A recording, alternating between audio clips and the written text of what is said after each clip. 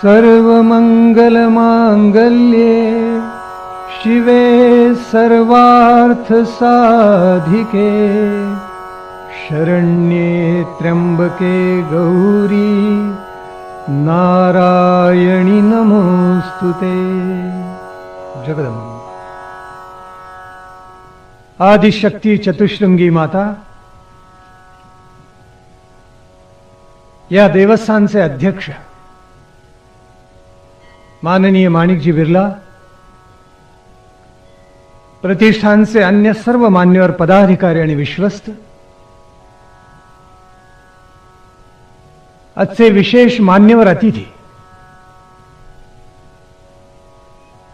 आणि श्री सूक्ताला आपल्या हृदयामध्ये धारण करून आत्मोन्नतीकडे झेपावून आपल्या समाजाला बलवान करण्यासाठी, या राष्ट्राला पुन्हा एकदा संपन्न करण्यासाठी तसा विशुद्ध भाव आपल्या अंतःकरणात धारण करून प्रतिदिनी जगदंबेच्या या पावन प्रांगणामध्ये उपस्थित असलेले आदिशक्ती चतुश्रृंगी मातेचे सर्व भक्त भगिनी, माता, बांधव आणि महाविद्यालयीन तरुण आणि तरुणी, गेले 5 दिवस आपण श्री सूक्ताचा अर्थ, भावार्थ, लक्षणार्थ, व्यंगार्थ, व्यंजनार्थ, गर्भितार्थ यथामती यथाशक्ती उलगडतो आहोत। महालक्ष्मीचं स्वरूप किती विराट आहे, विश्वव्यापी आहे, ते आपण पाहिलं। श्री सूक्तामध्ये आपल्या राष्ट्राच्या बांधणीचा सुस्पष्ट उल्लेख आहे, मनात कुठेही संदेह नसावाच। भक्तांनी जगदंबेकडे, महालक्ष्मीकडे जे वैभव मागितले ते स्वार्थासाठी नाहीच आहे, ते राष्ट्राच्या उभारणीसाठी आहे, राष्ट्र संपन्न करण्यासाठी आहे। असं अलौकिक मागणं फक्त भारतवर्षामध्येच मागितलं जातं। पाश्चात्य जगतामध्ये अब्जाधीश असतात आणि त्यांच्या याद्याही प्रतिवर्षी प्रकाशित केल्या जातात। त्यातले काही अब्जाधीश असे असतात, अमेरिकेत काही असे आहेत, दान देताना त्यांचा हात मागे येतो, कारण त्यांना चिंता असते पुढल्या वर्षी आपला क्रमांक एका पायरीने घसरेल काय। सगळ्यात श्रीमंत 10 नावामध्ये आपलं नाव आहे, पण कदाचित ते पुढल्या वर्षी 11व्या स्थानावर जाईल का, पहिल्या क्रमांकाला होते दुसऱ्या स्थानावर जाईल का, अशी चिंता त्यांच्या मनामध्ये असते। भारतवर्षामध्ये अर्थाचं जे चिंतन झालं ते इतकं व्यापक आहे। अर्थ आमच्या इथे पुरुषार्थ आहे। अर्थाची अधिष्ठात्री देवता मातृस्वरूपामध्ये आपल्या राष्ट्रामध्ये पूजिली जाते। धनसंपत्ती बटीक नव्हे किंवा दासी नव्हे, ती माता आहे, ती परममंगल आहे, अत्यंत पावन आहे, पवित्र आहे। ती धर्माची अधिष्ठात्री देवता आहे आणि म्हणून तिचं पूजन, तिचं वंदन आपल्या राष्ट्रामध्ये पुनः वारंवार केलं जातं। श्री सूक्तामध्ये राष्ट्र बांधणीचा विचार आहेच आहे, पण अश्वदळाचा विचार का आला, गोधनाचा विचार का आला, हत्ती दळाचा विचार का आला, रथदळाचा विचार का आला, याचंही चिंतन आपण गेल्या 2-3 दिवसामध्ये केलं। आणि अश्वपूर्वाम का म्हटलं, रथमध्याम का म्हटलं, आणि हत्ती तो प्रबोधिनी हत्तीनाद हा शेवटी का, याचंही विवेचन आपण केलं। हा सगळा भावार्थ तुम्ही आम्ही आपल्या अंतःकरणामध्ये नित्य जागरूक ठेवला पाहिजे। राष्ट्राची बांधणी एका दिवसात होत नाही। राष्ट्राच्या बांधणीसाठी अनंत पिढ्यांना जळावं लागतं, त्यावेळेला राष्ट्र बांधलं जातं। खरं तर श्री सूक्त सगळं या 15 ऋचांमध्ये सांगून झालं। आणि निरुक्तानी म्हटलेलं आहे की शुचिही प्रयतो भूतवा, फार महत्वाचे शब्द आहेत. याला सातत्याने अभ्यास आणि सातत्याने प्रयत्न करावा लागतो. त्यावेळी राष्ट्र बांधणी होते.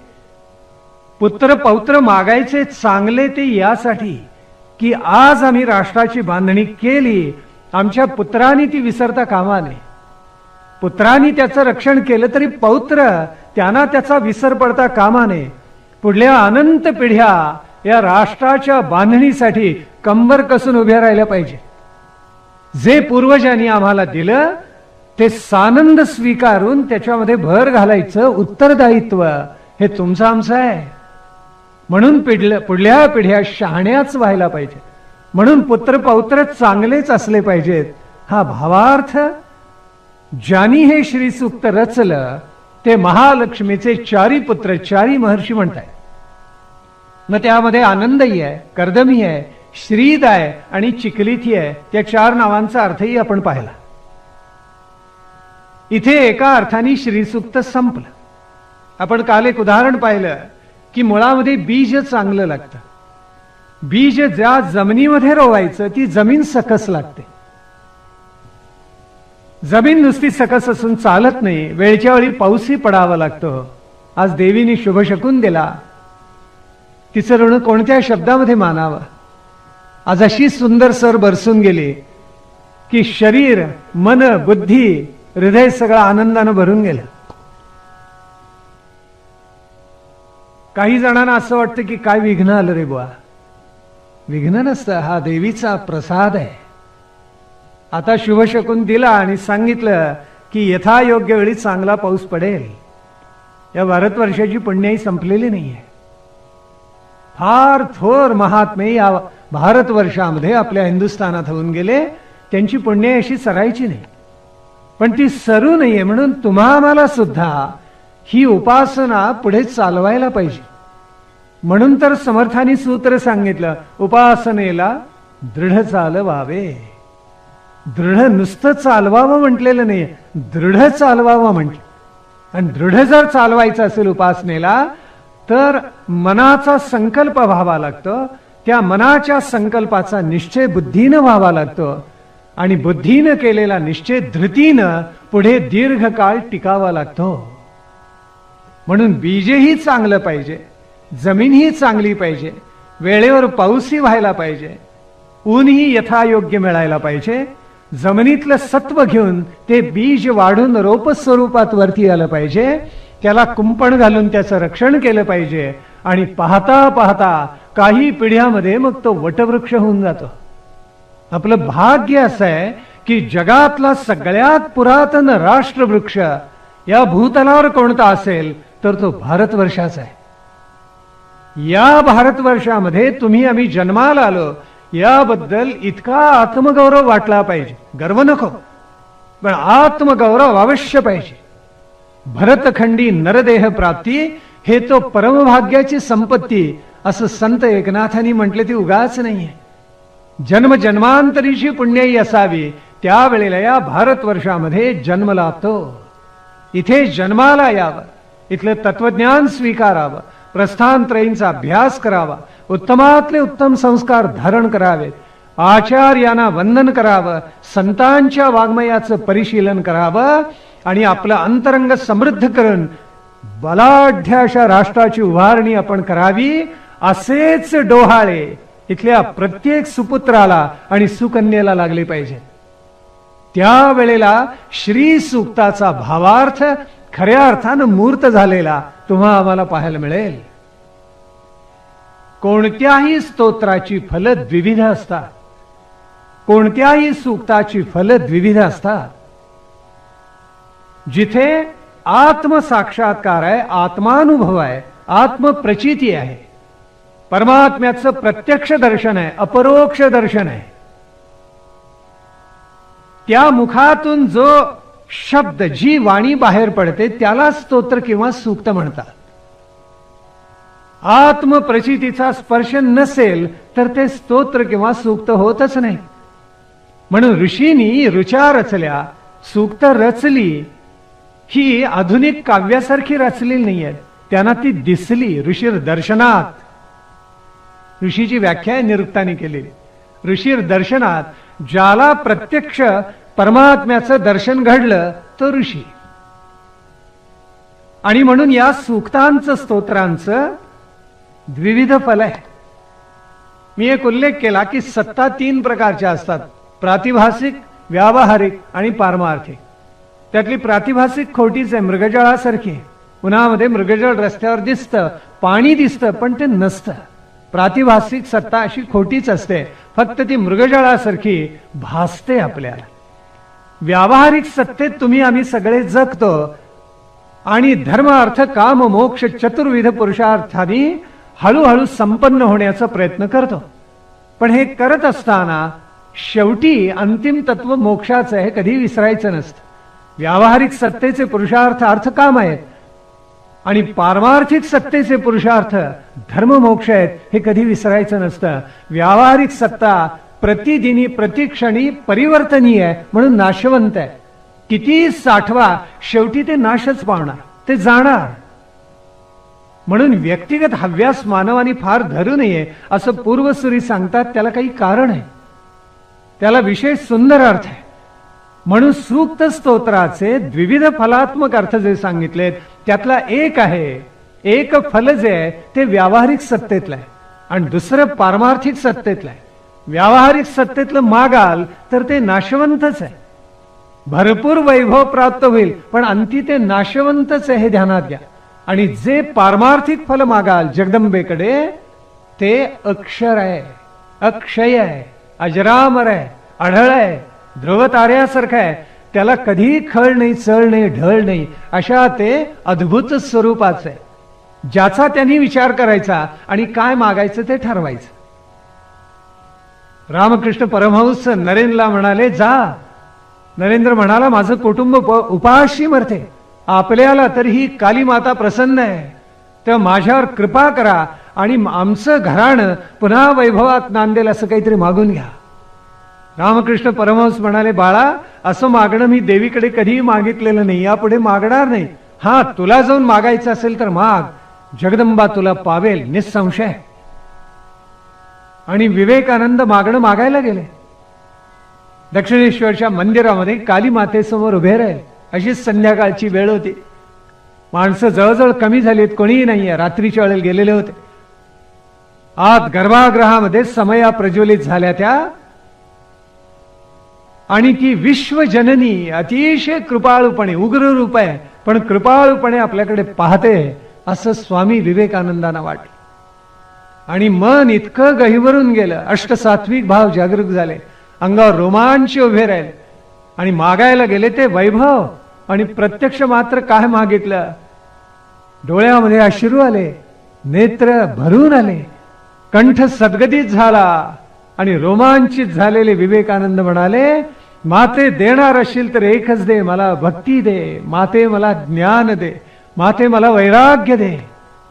आणि बाहेर आले आणि म्हणतायत रामकृष्णाने जादू केली खास. रामकृष्ण म्हणाले, अरे काय तुला हवंय ते मागून आलास ना. त्यावेळी ते म्हणाले, महाराज ठाकूर आपण जादू केलीत, मागायला गेलं, एक मागितलं भलताच.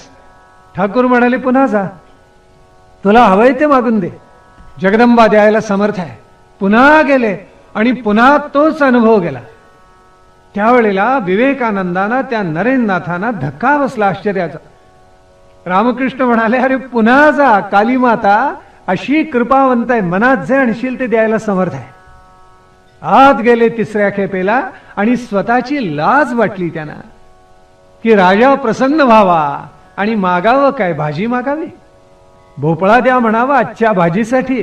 धिक्कार असं स्वतःच्या विवेकाने झोडपले स्वतःला. म्हणून विवेकानंद, विवेक जागा झाला आणि तिसऱ्या खेपेला हेतू पुरस्सर मागणं मागितलं, माते मला ज्ञान दे, भक्ती दे, वैराग्य दे. भक्ताला विवेक पाहिजे की देवता प्रसन्न झाली तर आपण काय मागावं, कुणासाठी मागावं, काय स्वरूपाचं मागावं, याचं भान, आंतरिक भान भक्ताला नित्य पाहिजे.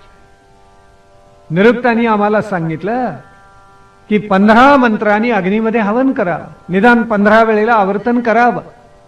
हे सगळं करत असताना मागणं काय मागावं? श्री सूक्ताचं फल सांगितलेलं आहे, निसंशय सांगितलंय, पण त्याच्यामध्ये पराकोटीचा व्यापक भाव आहे.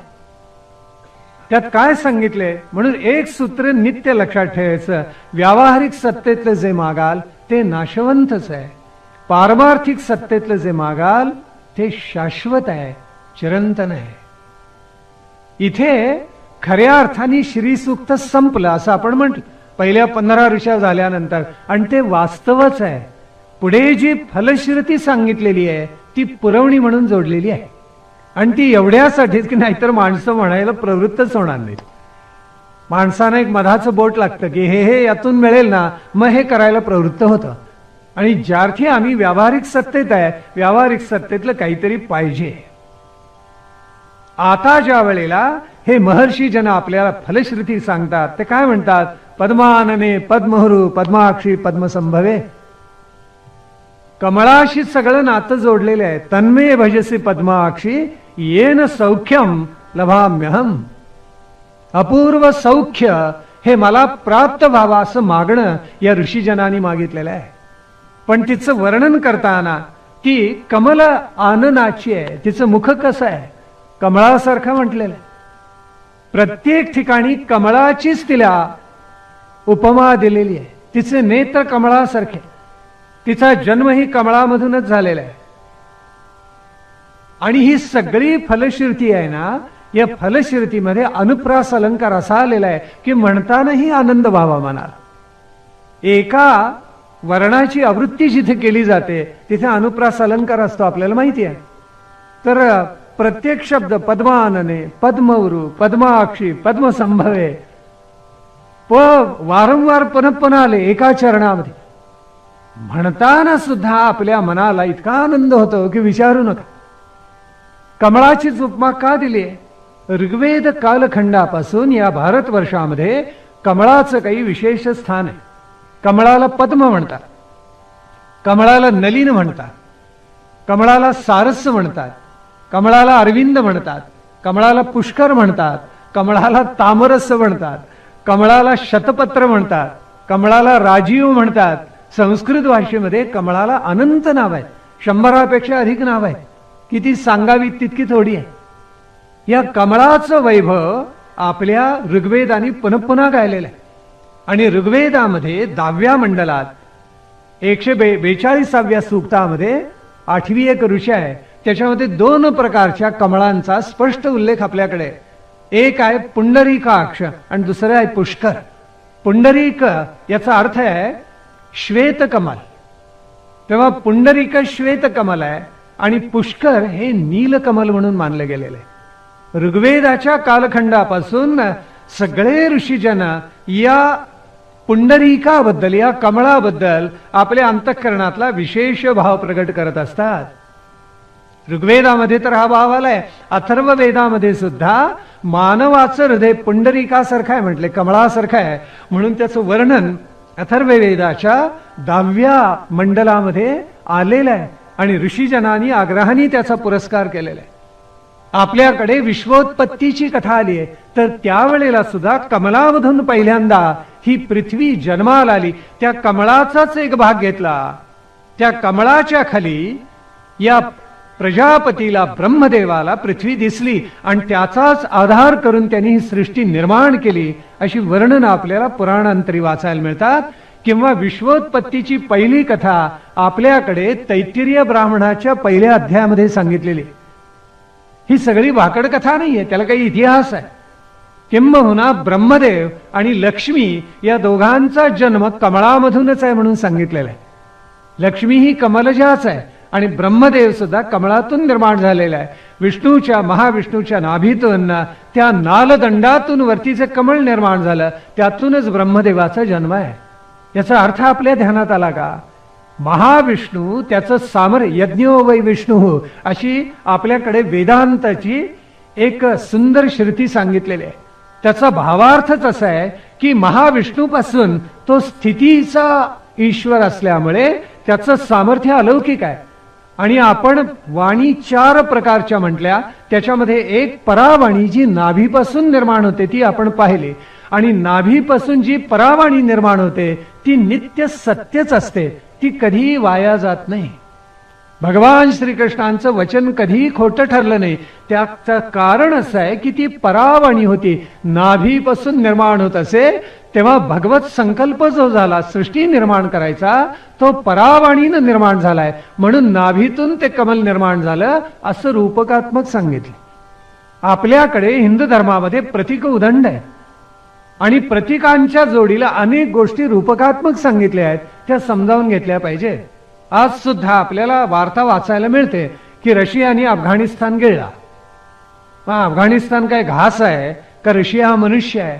पण असं वृत्तपत्रात वाचायला मिळतं आणि त्याचा रूपकात्मकच अर्थ आपल्याला स्वीकारावा लागतं. तेव्हा लक्ष्मी कमलजा आहे. कमळ हे आज सुद्धा आपलं राष्ट्रपुष्प आहे, आपल्याला सगळ्यांना माहिती आहे. आणि या कमळाचे काही विशेष अर्थ आहेत आणि ते सगळे या महालक्ष्मीशी जोडलेले आहेत, म्हणून ते थोडे समजावून घ्यायला पाहिजे. कमळ हे तत्वच मुळामध्ये आपल्याकडे परंपरेनं स्त्री तत्व मानलं गेलेलं आहे आणि स्त्री तत्व हे शक्ती तत्व आहे. आपण पहिल्या दिवशी पाहिलं शिवशक्ती. हिंदू धर्माचं वैशिष्ट्य सांगा 2 शब्दामध्ये, तर शिवशक्ती म्हणून खरंच सांगता येईल, इतकं ते अद्भुत सामर्थ्य शक्तीचं आहे. म्हणून स्त्री तत्व त्या कमळामध्ये आहे असं धर्मशास्त्र आपलं मानतं. दुसरं सांगितलेलं आहे की कमळाचा अर्थ आहे भूमी किंवा चित शक्ती. आपल्याला संदर्भ बरोबर लक्षात आला असेल, विष्णूच्या 2 पत्नी आपण काल पाहिल्या, एक भूदेवी आणि दुसरी श्रीदेवी. तर त्यातली भूदेवी जी आहे ती भूमी, आत्ता ज्याचा उल्लेख केला, आणि चित शक्ती जी आहे ती श्रीदेवी आहे, म्हणजे महालक्ष्मी स्वरूप आहे, ती चित कला आहे. श्रीदेवी म्हणजे केवळ नोटा आणि नाणी नव्हे. समुद्र वसने देवी पर्वत स्तन मंडले विष्णुपत्नी नमस्तुभ्यम पादस्पर्शम क्षमस्व मे. आपला पदस्पर्श भूमीला झाला तर त्याच्याबद्दल पहिल्यांदा क्षमा मागतो आपण. सकाळी उठल्याबरोबर माझा पाय भूमी तुला लागणार, मला क्षमा कर. ती विष्णुपत्नी आहे आणि बहुरत्ना वसुंधरा म्हटलेला आहे ना, बहुरत्ना आणि वसुंधरा, तशी ती अनंत रूपामध्ये नटलेली आहे. तिचा तिसरा अर्थ आहे आणि तो म्हणजे फारच त्यात वैभवी आहे, त्याच्यामध्ये आरोग्यही आहे, त्याच्यामध्ये या वसुंधरेची नटलेली निसर्गाची शोभा सुद्धा आहे. हा तिसरा कमळाचा अर्थ आहे. चौथा अमृत तत्व आहे. अमृत तत्व हे नित्य शाश्वत असतं आणि म्हणून निरंतरता आणि शाश्वतता हा कमळाचा चौथा अर्थ आहे. आणि 5वा जो आहे तो शुचित आहे, अंतर्बाह्य शुचित आहे. चिखलात जन्माला आलेलं कमळ, पण त्या कमलपत्राचा त्या चिखलाला आणि पाण्यालाही स्पर्श होत नाही, आणि कमळ तर त्याच्या वर असतं, त्याच्या ठाई शुचित्व आहे आणि ते अंतर्बाह्य आहे. थोडक्यात हे शुचित्व शुद्ध ज्ञानाचं प्रतीक आहे. म्हणून कमळ एका दृष्टीनं आत्मविद्येचं, ब्रह्मविद्येचं प्रतीक आहे. स्वातंत्र्योत्तर कालखंडामध्ये कुणी विद्वान दिल्लीमध्ये असेल त्यांनी राष्ट्रपुष्प म्हणून कमळ स्वीकारलं, आपण भाग्यवंत आहोत. त्याला विरोध झाला नाही. वंदे मातरम सारखा नशीब म्हणायचं आपण. वंदे मातरम आपलं राष्ट्रगीत होऊ नये म्हणून त्याला सातत्याने विरोध केला गेला आणि शेवटी ते सगळं प्रकरण युनोकडे पाठवलं, राष्ट्रसंघाकडे. काय संबंध आहे? आमच्या राष्ट्राचं गीत युनोने ठरवायचं का आम्ही ठरवायचं? ज्या राष्ट्रगीतापोटी आमचे हजारो क्रांतिकारक हसत हसत फासावर चढले, जो आमच्या राष्ट्राचा महामंत्र झाला त्यालाच विरोध पहिल्यांदा स्वातंत्र्यानंतर. राष्ट्रपुष्पाला झाला नाही, भाग्य आहे तुमचं आमचा. म्हणून या कमळामध्ये शेवटी आत्मविद्या हे रूपक आहे. कमळ हे आत्मविद्येचं सहस्त्रदल कमल उमललेलं हे आत्मविद्येचं प्रतीक म्हणतात. कारण शेवटी सहस्रार चक्रापर्यंत मूलाधारापासून पोचायचे, तर ते कमळच आहे, कमल स्वरूपीच आहे आणि ते सहस्रार आहे. त्यालाही 1 सहस्त्र पाकळे आहेत असं योगशास्त्रामध्ये त्याचं वर्णन करून सांगितलेलं आहे. त्याचा योगाशी संबंध आहे, कुंडलिनीशी संबंध आहे आणि शेवटी योगशास्त्र तुम्हाला निर्बीज निर्विकल्प समाधीचा अनुभव घेऊन देतो. ती जी अंतिम अवस्था आहे तीच आत्मविद्येची आहे, राजविद्येची आहे, ब्रह्मविद्येची आहे. आणि म्हणून हे जे शुचित्व आहे ते ब्रह्मविद्येशी कुठेतरी नातं सांगणार आहे. म्हणून हे भक्तगण, हे ऋषीजन म्हणतात, तन्मे भजसी पद्माक्षी येन सौख्यम लभाम्यहम. हे जगदंबे, हे कृपामयी विश्वजननी करुणामयी, तू करुणासांद्र आहेस, या ब्रह्मविद्येचं तू प्रतीक आहेस. तू माझ्याकडे नित्य निवास कर आणि सौख्यादी सुख मला प्रदान कर. हे सुख कसं असतं त्याची व्याख्या आपण काल पाहिली. अग्रे विषमिव परिणामे अमृतोपमम. आरंभी विषयासारखंच वाटणार, कारण उद्यमशीलता केल्याशिवाय राष्ट्राला चांगले दिवस येतच नाहीत, हे उघड आहे. आणि उद्यमशीलता करायला मनुष्य प्रारंभी कंटाळाच करतो. स्वार्थ असेल तर उद्यम असतात, उद्योग असतो, पण राष्ट्रासाठी कष्ट करायचे म्हटले की माणसं काही वेळेला कंटाळाच करतात. जपानमध्ये प्रसंग असा आला, त्यांच्या लक्षात असं आलं की सगळा सागर किनारा त्यांचा घाण झाला.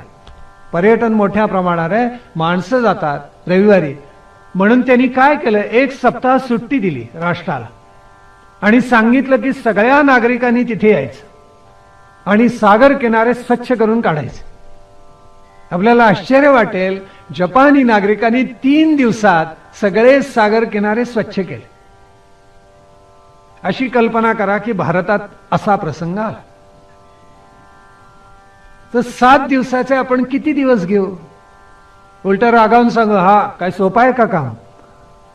तिथल्या नागरिकांनी 7 दिवसाचं काम 3 दिवसात पूर्ण केलं. याचा अर्थ ते सगळे सद्गुण संपन्न, आपण नालायक असं होत नाही. आपल्यामध्येही काही सद्गुण आहे, पण ज्याचा जो सद्गुण आहे तो घेण्यासारखा आहे. हे तर गुरुचरित्रात सांगितलेलं आहे. ज्याचा ज्याचा जो गुण आहे चांगला तो उचलावा आणि आपण सद्गुणी व्हावं. राष्ट्र बांधणी जर करायची असेल, या देशात माणसं थुंकली नाहीत तरी हा राष्ट्र फार बलवान होईल. किती घाणेरडे लोक येता जाता वाटेल तिथे थुंकत असतात. महालक्ष्मीला स्वच्छता आवडते.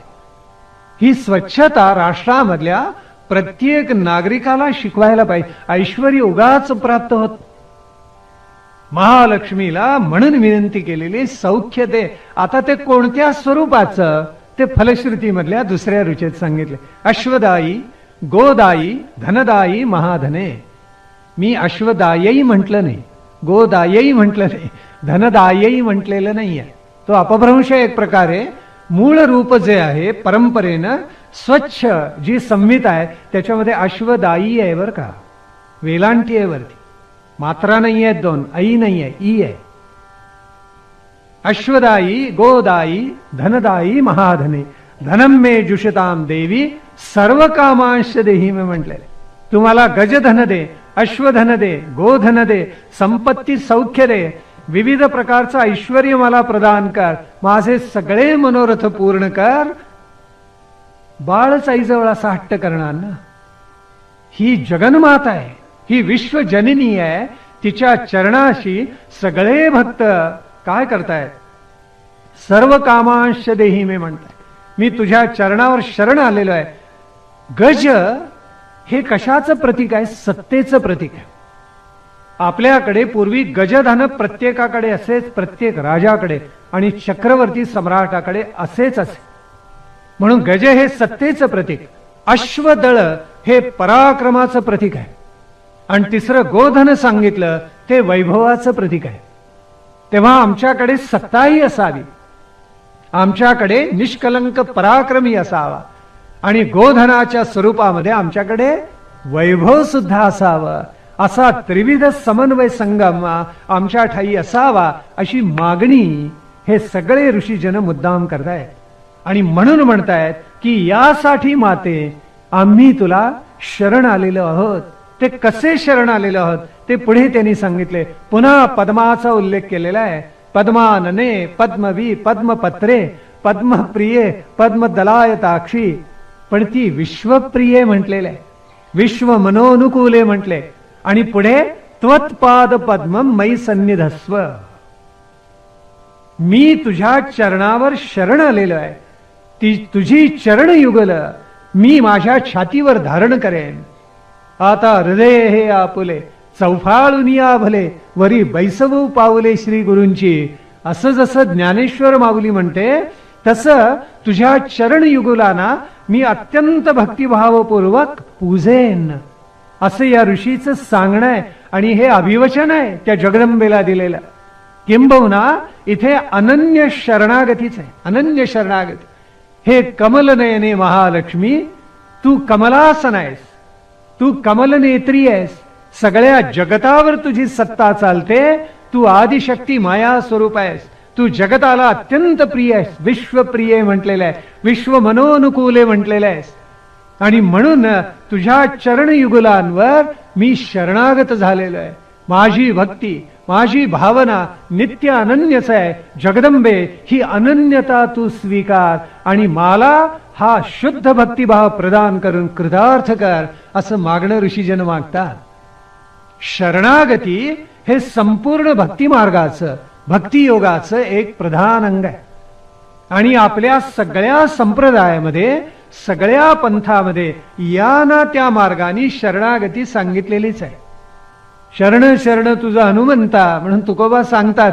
वारकरी संप्रदाय असो, रामदासी असो, कबीराचा पंथ असो, किंवा आमच्या आचार्यांनी निर्माण केलेल्या परंपरा असत, सगळीकडे शरणागती प्राधान्यानं आलेलीच आहे. आणि विशिष्टाद्वैत संप्रदायामध्ये तर शरणागती, तिला प्रपत्ती म्हणतात, ती प्रपत्ती या विशिष्टाद्वैत संप्रदायामध्ये सर्व जनांना, सर्व भक्तांना आत्यंतिक प्रिय आहे. आपल्याकडे विष्णू आणि महालक्ष्मीचं स्वरूप उलगडणारी अनेक पुस्तकं किंवा अनेक ग्रंथ निर्माण झाले, अनेक संहिता झालेल्या आहेत. आणि त्यापैकी एक ही अहिर्बुद्ध संहिता आहे.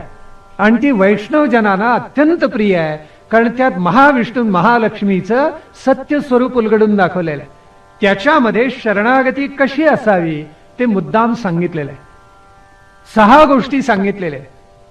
एक सांगितलं अनुकूलस्य संकल्पहा. अनुकूलस्य संकल्पहा म्हणजे महाविष्णू महालक्ष्मीला जे अनुकूल ते मला अनुकूल असं भक्त म्हणतोय. मला अनुकूल ते अनुकूल नव्हे. मग त्यात स्वार्थ आला, हित नाहीये त्याच्यामध्ये. परिणामी जे हिताचं चांगलं तेच चांगलं म्हणून देवकार्य करावं म्हणतात, त्यात हा भावार्थ आहे. महाविष्णू महालक्ष्मीला जे अनुकूल आहे ते मला अनुकूल म्हणून अनुकूलस्य संकल्पहा. शरणागतीचं पहिलं अंग, मी अनुकूलाचा, देवतेला अनुकूल जे आहे त्याचा संकल्प मनोवन करावा. दुसरं मी काय करावं, प्रातिकूलस्य वर्जनम. महाविष्णू महालक्ष्मीला जे वर्ज्य आहे ते मीही टाकावं, ते टाकून द्यावं. ती वाट मी कधीही चालू नये. म्हणजे सदाचाराची वाट टाकू नये, नीतीची वाट टाकू नये, धर्माची वाट टाकू नये. कारण ही श्री मुळामध्ये हातामध्ये वेत्र वेत आणि धर्मदंड धारण करून उभी आहे. ती कमलासना आहे, तर हातामध्ये धर्मदंड वेत्र आहे. तो विवेकाचा वेत्र आहे. तुमच्या आमच्या मनावर ती फटकारे मारायला उद्युक्त झालेली आहे. आणि धर्मदंड आहे आणि सांगती ही चौकट आहे. या चौकटीमध्ये वावरा, धर्माधिष्ठित अर्थकाम सेवन करा, ही सांगणारी ती जगदंबा आहे. म्हणून तिला जे प्रतिकूल आहे, वर्जनम, प्रातिकूलस्य वर्जनम, शरणागतीचं दुसरं अंग. तिसरं सांगितलं रक्षिष्यती इति विश्वासः. ही जगदंबा, ही महालक्ष्मी, ही चतुशृंगी माझं रक्षण करेल अशी दृढ भावना चित्तामध्ये पाहिजे. ही अनन्यता चित्तामध्ये, हा परमात्मा, ही जगदंबा आपलं रक्षण करेलच, करेल नव्हे करेलच. निसंदेह, निसंदिग्ध असा भाव आपल्या चित्तामध्ये पाहिजे. तिथे संदिग्धता नकोच. पुढे सांगितलं की आत्मनिक्षेप. आत्मनिक्षेप म्हणजे पूर्ण समर्पण. काया वाचा मनोभावे, मने सहित वाचा काया, अवघे दिले पंढरी राया. राखून काही ठेवलं नाही संतांनी, सगळं देऊन टाकलेलं आहे. आणि म्हणून तर त्या शरणागतीला विशेष पूर्ण समर्पण आहे. रामानुजाचार्य तर म्हणाले, भार समर्पण, फल समर्पण आणि स्वरूप समर्पण, तिन्ही प्रकारचं समर्पण केलं तर महालक्ष्मी तुम्हाला कृतार्थच करणार. वेदांती संप्रदाय जे आहेत त्याच्यामध्ये महालक्ष्मीला विशेष स्थान आहे. आणि त्यात ते म्हणतात की या तिन्ही प्रकारचं समर्पण आपण केलं पाहिजे. माणसं लबाड अशी असतात, भार समर्पण म्हणतात, जगदंबे तुला फल मात्र मला दे तेवढं. मग ती म्हणते तुला जसं पाहिजे तसंच फळ मिळणार. जर भार आपला जगदंबेला दिला, फळ मिळाल्यावर ते तिलाच दिलं पाहिजे. आणि म्हणून तिन्ही, भारही समर्पण, फलही समर्पण आणि स्वरूपाचंही समर्पण. आणि शेवटचं जे सांगितलं कार्पण्य, मध्ये गोप्तृत्व वर्णनीय आहे. कार्पण्य सांगितलं. कार्पण्य याचा अर्थ असा की दीनता. मी दीन भावानी जगदंबे तुला शरण आलेलो आहे. जगदंबेची सेवा करायला मिळणं हे केवढं भाग्य आहे, केवढं भाग्य आहे. पूर्व सुकृत आहे, काही पूर्वजन्माची पुण्याई आहे म्हणून सेवा करायला मिळाले. आमचे संत तर स्वतःकडे इतका कमीपणा घेतात. तुकाराम महाराजांनी पांडुरंगाला म्हटले, तुमचे दारीचा कुतरा नका मोकलुजी दातारा, धरणे घेतले दारात, नको उठवू धरून हात. मी तुझा कुत्रा आहे. सेवक तर म्हणतीलच, संत चरण रज तर म्हणतीलच. इथे तुकाराम महाराज म्हणतात, मी तुझ्या दारीचा कुत्रा आहे परमात्म्या. आणखीन किती विनय भाव घ्यावा, याला खरोखर तोड नाही. याला म्हणतात शरणागती. ही अनन्यता आहे. परमात्मा किंवा ती आदिशक्ती उगाच वळत नाही. आपण किती टक्के तिला आपला भाव देतो? 10%. मग तेवढंच फळ आहे. ये यथा माम प्रपद्यन्ते तांस तथैव भजाम्यहम्. भगवंतांनी एकच सांगितलं, तुम्ही ज्या भावानी भजाल तोच भाव तुम्हाला पावणार. तुम्ही कोणत्या भावानी भक्तीनी शरणागत होता, तामसी आहे, राजसी आहे, सत्वयुक्त आहे, त्याच्यावर पुष्कळ अवलंबून आहे. आणि म्हणून आपण अनन्यता चित्तामध्ये ठेवावी आणि शरणागत व्हावं अशी अहिर्बुद्ध संहिता सांगते. शिवाय आपल्याकडे आणखीन त्या प्रपत्तीची, शरणागतीची, म्हणजे या जगदंबेच्या पायावर शरण जाण्याची लक्षणं सांगितले. त्याच्यामध्ये एक सांगितले मानमर्षण. मानमर्षण याचा अर्थ असा, आपल्या अहंकाराचा संपूर्ण विलय.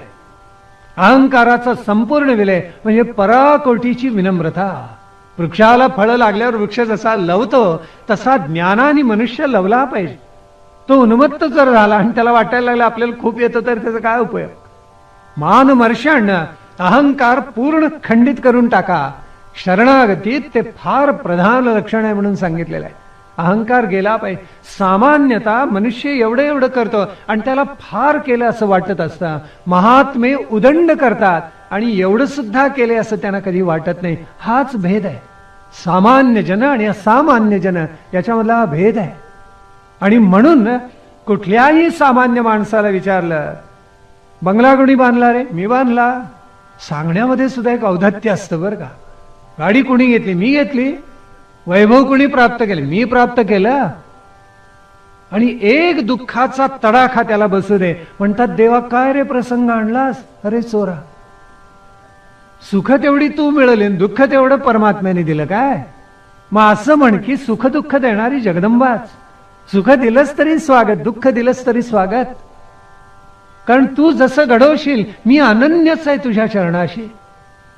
म्हणून देवी सुद्धा तुम्हा मला पारखून घेते. म्हणून पहिल्यांदा मानमर्षण, अहंकार टाकावा. दुसरं भयदर्शन. भयदर्शन याचा अर्थ असा, कर्मविपाकानी तसं तसं फल आपल्याला प्राप्त होणार आहे याचं भान माणसांनी नित्य ठेवावं. म्हणून कर्तृत्वाचा मदही नसावा आणि कर्मफलाचा आस्वाद घ्यायची बुद्धी नसावी. या दोन्हीचंही बंधन पडतं माणसाला. म्हणून संत सांगतात, कर्तृत्वाचा मधु तैसा कर्मफलाचा आस्वादू, या दोहीचेही नाव बंधू, कर्माचा की नको. त्यागून द्या म्हणून सांगितलेलं आहे संतांनी. आणि म्हणून ते दोन्ही टाकता आला. कर्तृत्व कुणाचं? आदिशक्तीचंच. भोक्तृत्व कुणाचं? आदिशक्तीचंच. म्हणून समर्थ रामदास बोलून गेले ना, रामच करता रामच भोगता. मी काय केले? रामच करताय, रामच भोगताय. मी कोण? तुच्छ अतितुच्छ. इतके मोठे कार्य करणारे संत ते स्वतःकडे कर्तृत्वाचा यत्किंचित भाव घेत नाहीत. भयदर्शन आहे. तो राम करताय. मी माझ्याकडे अहंकार घेतला, जखडलो गेलो आणि पुन्हा ते चक्र माझ्या मागे लागले. जन्म मृत्यूच नकोच नको. तिसरं सांगितलं भर्त्सना.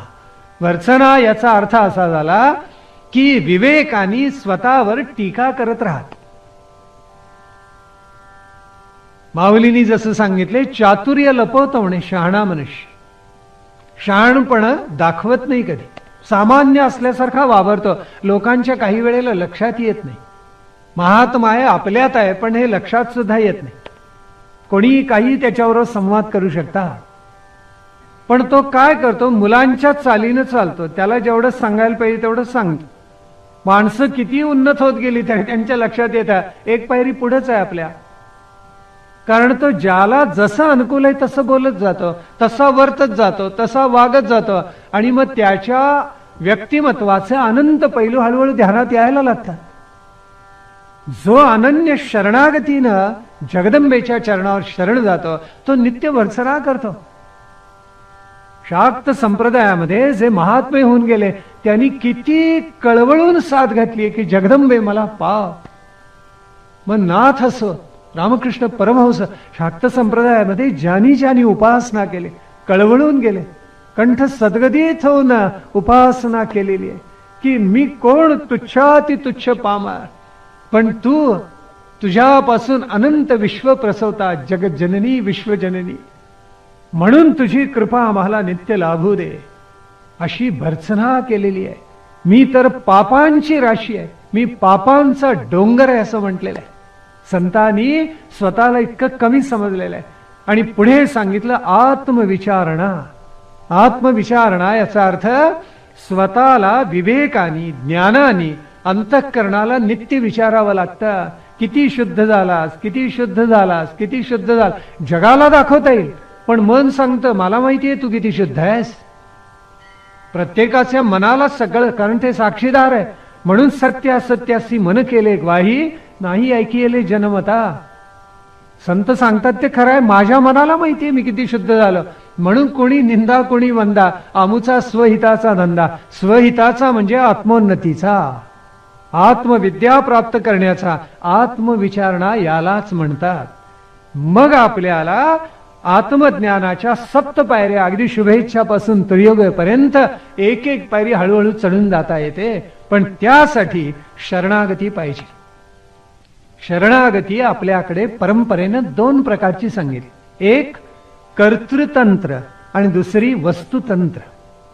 कर्तृतंत्र याचा अर्थ म्हणायचा, जगदंबे मी तुला शरण आहे, पण तिथे द्वैत राहतच शेवटी, आणि द्वैत भावातून उपासना होते. पण गंमत अशी आहे की वस्तुतंत्र शरणागती जी असते ती त्या सद्वस्तू स्वरूप स्वतःहून जायचं. ही थोर आहे, पहिली गौण आहे आणि दुसरी श्रेष्ठ आहे, पराय दुसरी. वस्तुतंत्र शरणागती म्हणजे जगदंबा आणि मी याच्यामध्ये काही वेगळे पण राहिलंच नाही, मिसळून अद्वैत प्रस्थापित झालं. शिवो भूत्वा शिवम यजेत, अशी अवस्था आहे. आत्मात्मं गिरिजा मते सहचरा, प्राणा शरीरम ग्रहम, पूजा ते विषयोपभोग रचना, निद्रा समाधी स्थिती, संचार पदयो प्रदक्षिण विधी, स्तोत्राणि सर्वा गिरो, यद यद कर्म करो मी तत्त दखिलम, शंभो तवाराधनम. केवढा व्यापक उदात्त भाव आहे त्याच्या. जे कर्म करीन ते तुझ्या पूजेचं स्वरूप असेल. अशा स्थितीला प्राप्त व्हायला शिवभूत्वा शिवम यजेत, म्हणून ती वस्तुतंत्र शरणागती आहे. शिवाचं पूजन शिव होऊनच करायचं, विष्णूचं पूजन विष्णू होऊनच करायचं. याचा अर्थ अद्वैत प्राप्त करून घ्यायचे. म्हणून जगदंबे हे आदिशक्ती, मी अशी अनन्य शरणागती धारण केलेली आहे. तू माझ्या अंतःकरणातला हा निर्मळ भाव नित्य ठेव, असं मागणं भक्त मानतायत. आता म्हणतात की ही परंपरा जर पुढे चालवायची असेल तर काय करायला पाहिजे. मग आता हे सगळे पुत्र पौत्र धनम धान्यम हस्त्यश्वादि गवे रथम आणि प्रजानाम भवसी माता आयुष्मंतम करो तुम्ही. आपल्या देशात निवृत्ती सांगितली, निवृत्ती सांगितली असा टाहो काही समाजवादी नित्य फोडत असतात. त्यांनाही उत्तर आहे, भौतिकतेचा परोत्कर्ष साधावा अशी आकांक्षा आमच्या पूर्वजांनी ठेवलेली आहे. पण धर्माचं आणि निवृत्तीचं अधिष्ठान ते कधी विसरले नाही. म्हणून प्रवृत्ती निवृत्तीचा समन्वय घातलेला आहे. लक्ष्मी माते तू जगन्माता आहे, विश्वजननी आहेस, म्हणून माझ्या वंशात तू मुलं दे, नातवंड दे, पतवंड दे, धन दे, अन्न दे, हत्ती दे, घोडे दे, रथ दे, विपुल वैभव देऊन सुखी करून टाक. आणि पुन्हा म्हटले मला दीर्घायुषी कर. म्हणून आपल्याकडे वर देतात, नमस्कार केला की दीर्घायुष्यमस्तु. पूर्वी म्हणत असत असा वर ज्येष्ठ माणसं देत असत, असा आशीर्वाद देत असत. आता हाय हाय डॅड म्हणतात. हाय डॅड, ही का आमची संस्कृती आहे? आणि सुशिक्षित कुटुंबामध्ये आई वडिलांना असंच वाटतं मुलांनी आपल्याला अशी हाक मारावी, मॉम, हाय डॅड. मग तो बायच म्हणतो जावा घरातून, वृद्धाश्रमामध्ये जाऊन राहा. ही आपली धर्मसंस्कृती नाही. आपल्या परंपरेने जी नावं आहेत आणि संस्कृतीने जे शिकवले तसंच आपलं वर्तन नको का? आपण पोशाख टाकला, भाषा टाकली आणि सभ्याचार टाकली की धर्मसंस्कृती मेले म्हणून समजा. आज आपण नेमकं तेच करतो. आम्हाला पोशाखही तसाच हवा, खोटे सभ्याचारही तसेच हवे, आणि भाषा सुद्धा आमची नको आहे. मातृभाषा नको, राष्ट्रभाषा नको, लिंक लँग्वेज पाहिजे. कारण काय, डॉलर मिळवता येतात एवढंच ध्येय आयुष्याचं असावं. धिक्कार असो. अरे रे, महालक्ष्मी म्हणेल आमचे पुत्र सगळे करंटी निपजले. पुत्रपौत्र असे नसावेत कधी. दीर्घायुष्यमस्तु आशीर्वाद का द्यायचा? मला कोणीतरी विचारलं की आपणच सांगता जन्म मृत्यू आपल्या हातात नाही, मग दीर्घायुष्यमस्तु म्हणून आशीर्वाद का द्यायचा? कारण जन्माला मनुष्य येतो त्यावेळेला वर केव्हा जाणारे ठरलेलं आहे. गोंदवलेकर महाराज तर म्हणायचे की तुम्हाला जन्माला घालतानाच परमेश्वर तुमच्या खिशात मृत्यूचं रिटर्न तिकीट. ईश्वर किती कृपाळू आहे असं ते म्हणायचे. ते खरं आहे, अगदी अक्षरशः शब्दशः खरं आहे. कारण काय, जो जन्माला आला तो मृत्यू पावणार उघडच आहे. मृत्यूचं रिटर्न तिकीट आहे प्रत्येकाजवळ. मग त्याचं भान नित्य आपण ठेवावं ना. ते ठेवलं जात नाही. मग समजा महापराक्रमी पुरुष तर फार कमी वर्ष जगले. माऊलींचं भूतलावरचं तुमच्या आमच्या परिमाणाचं आयुष्य किती? 22 वर्ष. सोपान त्यांच्यापेक्षा लहान, मुक्ताई त्यांच्याही पेक्षा लहान. किती आयुष्य होतं? पण संताचं आयुष्य पारमार्थिक असतं आणि तुमचं आमचं वर्षात मोजायचं असतं. भेद आहे, हे लक्षात घ्या. हे कधीही विसरू नका. थोरले माधवराव पेशवे 28 वर्ष, थोरले बाजीराव पेशवे 40 वर्ष, छत्रपती शिवाजी महाराज 50 वर्ष. सतत उद्योग, दीर्घोद्योग जे करतात ना, ते 50 वर्षाचं कार्य 2-4-5 वर्षातच करतात. दीर्घायुष्याचा अर्थ आपल्या लक्षात आला का? ज्या वेळेला पुढल्या पिढीला आपण म्हणतो दीर्घायुष्य हो, त्यावेळेला भावार्थ असा आहे की बाळा, जेवढं आयुष्य तुला प्राप्त झाले जगदंबेच्या कृपेनं, तेवढ्या वर्षामध्ये तुला 100 वर्षाचं काम करायचं. बरं, मग प्रत्यक्षात तू 50 वर्ष जग, 70-72 वर्ष जग, किंवा 102 वर्ष जग, पण तेवढ्या कालखंडामध्ये तुला 100 वर्षाचं काम करायचं. दीर्घायुष्यमस्तु. किती का वर्ष जगेनास, 100 वर्षाचं कार्य तुला करता आलं पाहिजे. आणि म्हणून पुत्र पौत्र आम्हाला हवेत, ते आमच्या धर्म संस्कृती रक्षणाचे हवेत. परदेशात उठसूट पळणारे नकोत. हा, ज्ञान मिळवा पण परत या. ज्ञान मिळवा पण तिथे थांबू नका. ज्ञान मिळवा, या देशाला बलाढ्य करण्यासाठी परत या. उलटे आमचे पुत्र म्हणतात India is a dirty country. अरे, डर्टी कंट्री? मग असली तर स्वच्छ कोण करणार? परदेशी लोक स्वच्छ करणार आहेत का देश? तुम्हा आम्हाला मिळूनच करायला पाहिजे ना. आणि म्हणून पुत्र पौत्र धर्म संस्कृतीचे रक्षक पाहिजे. हा, पुत्र पौत्र मागण्यामध्ये ऋषीजनांचा हा भाव आहे, तो आपण लक्षात घ्यायला पाहिजे. जगन्माता तुम्हा आम्हाला पुत्र पौत्र देणार, ते असे देणार. पुत्र पौत्राधिकांचं अंतिम लक्ष कोणतं असलं पाहिजे? राष्ट्राच्या बांधणीचं असलं पाहिजे. हा देश प्रबळ संपन्न करावा. इथली प्रत्येक व्यक्ती, प्रत्येक कुटुंब समृद्ध असावं, सुखी असावं. आपल्या पुरुषार्थ वैभवे बहुतासी सुखी करावे, ऐसी वासना प्रत्येकानं मनात धारण करावी. शुभवासना असावी की आपलं सुख बघावं असं नव्हे, सगळा समाज अवघं राष्ट्र सुखी व्हावं असं सगळं वैभव जर प्राप्त व्हायला हवं असेल तर मला देवता प्रसन्न व्हायला पाहिजेत. म्हणून पुढल्या ऋषेमध्ये आमचे ऋषीजन म्हणतात, धनम अग्निर धनम वायु धनम सूर्यो धनम वसु. सगळ्या देवतांची प्रार्थना केली. धनमिंद्र बृहस्पती वरुणो धनमस्तु मे. पाडभेद आहे, धनम अश्विना असंही आहे. परंपरेनं वैदिक सूक्त आहे, त्याच्यामध्ये दुसरी ओळ दुसरा चरण आहे तो धनमिंद्र बृहस्पती वरुणो धनमश्विना म्हटलेला आहे आणि तो जास्तीत संयुक्तिक आहे. पाठभेद म्हणून वरुणो धनमस्तु मे असंही म्हटलं जातं, पण धनमश्विना हे जास्ती योग्य आहे. याच्यामध्ये सगळ्या वैदिक देवतांचा उल्लेख आहे. अग्नी आहे, वायू आहे, सूर्य आहे, अष्टवसू आहेत, इंद्र आहे, बृहस्पती आहे, वरुण आहे. या सगळ्या देवदेवता अश्विनी कुमार आहेत. आम्हाला धनधान्य देवत, समृद्धी प्रदान करत, आम्हाला शक्ती सामर्थ्य देवत असं म्हटलेलं आहे. या वैदिक देवता अलौकिक आहे. आपल्याकडे मुळामध्ये प्रार्थनाच आहे की जात वेदोम आवह. जातवेद म्हणजे अग्नी हा सर्वज्ञ आहे आणि तो आपल्याला ग्रह समृद्धी प्रदान करणार आहे. आपलं कौटुंबिक सुख पाहणार आहे, कौटुंबिक कल्याण पाहणार आहे, सौख्य प्रदान करणार आहे, स्वास्थ्य देणार आहे, संतती देणारा सुद्धा अग्नीचा आहे, लक्षात ठेवा. आपल्या धर्मशास्त्रामध्ये त्याच्याकडे प्रार्थना केलेल्या आहे. किंबहुना आपल्याकडे 5 कर्मेंद्रिय आहेत, त्याच्यामध्ये उपस्थाची देवता ही प्रजापती मानलेली आहे. हे सत्य आहे आणि तरी सुद्धा अग्नीकडे प्रार्थना केलेली आहे, आमच्या पोटीची संतती जन्माला येईल, तुझ्याप्रमाणे तेजस्वी असो. मग आमच्याकडे मानव निर्मित अग्नी आहे, जलनिर्मित अग्नी आहे, विद्युत निर्मित अग्नी आहे. तेजो वा अग्निही म्हणून शतपथ ब्राह्मणांनी सांगितलेलं आहे. म्हणून पंचमहाभूतामध्ये पृथ्वी आप तेज हा तेज अग्निस्वरूपच आहे. ऋग्वेदामध्ये तर त्याची अनंत रूप आहेत. अपामनपात म्हटलेलं आहे बरं का अग्नीला. अपामनपात, आप म्हणजे जल, त्यातून निर्माण होणारा म्हणजे जलनिर्मित.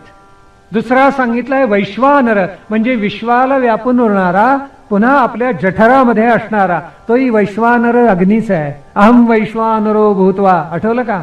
15वा अध्याय पुरुषोत्तम योगाचा तो वैश्वानर अग्नी आहे आपल्या पोटात जठरामध्ये असलेला. आणि शिवाय तो वैश्विक आहे. पुन्हा वेदिषद म्हणून सांगितलेला आहे ऋग्वेदानी आणि ब्राह्मण ग्रंथांनी. वेदिषद म्हणजे यज्ञवेदीचा, यज्ञ संस्थेमध्ये जो प्रज्वलित करावा लागतो तो वेदिषद. मग जसा अपाम नपात सांगितला तसा तनु नपात ही सांगितलेला आहे. तो मेघ निर्मित, विजा कडाळतात, मेघ एकमेकाला घासले जातात आणि मग वृष्टी होते, तो तनु नपात म्हणून सांगितलेला आहे. हा जो अग्नी आहे किती सांगावं, अहो काय आपल्या पूर्वजांनी निर्माण केले, किती आपण त्यांचं ऋण मानावं, किती कृतज्ञ असावा. हा जो अग्नी आहे याच्या काली, कराली, मनोजवा, सुलोहिता, सुधूम्रवर्णा, विश्वरुची, स्फुल्लिंगी अशा 7 जिव्हा सांगितल्या आहेत. आणि या प्रत्येक जिव्हेचे एक एक काही विशेष कार्य सांगितलेलं आहे. अग्नी ही फार थोर देवता आहे. पुढे धनम अग्निर धनम वायू म्हटलेलं आहे ना.